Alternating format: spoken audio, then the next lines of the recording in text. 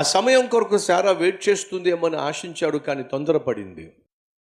దేవుడు నిర్ణయించిన సమయానికంటే ముందుగా నువ్వు జవాబు పొందుకోవాలని చెప్పి నువ్వు తొందరపడి తీసుకునే తొందరపాటు నిర్ణయాలు విను, నీ జీవితంలో నీకు అపాయాన్ని తీసుకొస్తాయి. తొందరపాటు చర్యల ద్వారా నువ్వు తీసుకునే నిర్ణయాల వల్ల నీ జీవితానికి తీరని నష్టాన్ని చేస్తాయి.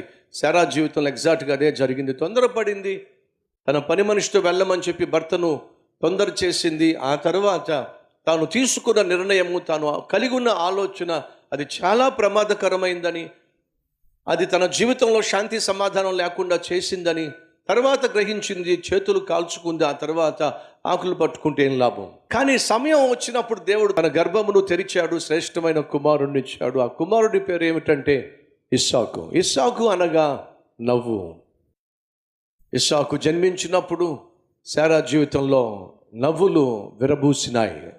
అప్పటి వరకు ఎప్పుడు చూసినా దిగులుతో ఉన్నటువంటి, దుఃఖంతో ఉన్నటువంటి, విచారంతో ఉన్నటువంటి శారా యొక్క ముఖాన్ని దేవుడు వెలుగుతో నింపేశాడు, నవ్వుతో నింపేశాడు, ఆనందంతో నింపేశాడు. కాబట్టి ఇస్సాకు అనే పేరు వారు పెట్టడం జరిగింది. దిగులుతో ఉన్న సహోదరుడు, విచారంతో ఉన్న సహోదరి, దయచేసి విను. త్వరలోనే నీ ముఖాన్ని దేవుడు వెలిగించబోతున్నాడు. త్వరలోనే నీ ముఖం మీద గొప్ప సంతోషాన్ని దేవుడు చూడబోతున్నాడు, కురిపించబోతున్నాడు. ఆ వాస్తవాన్ని నువ్వు విశ్వసించి దుఃఖించటం మానేసేయి, ఏడవడం మానేసేయి, కన్నీళ్లు పెట్టడం మానేసేయి, విచారించటం మానేసేయి, డిప్రెషన్కి గురి కావడం మానేసేయి.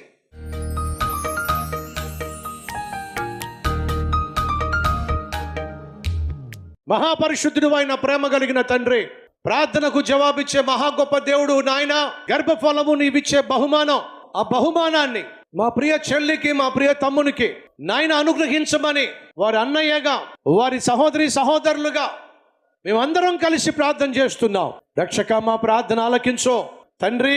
సంఘముగా, ఒక కుటుంబముగా మేము చేస్తున్న ప్రార్థన ఆలకించి ఆ సహోదరి శరీరంలో, ఆ సహోదరుని శరీరంలో ఉన్న బలహీనతను యేసుక్రీస్తు నామం పేరట ఆ బలహీనతను బంధిస్తున్నాం.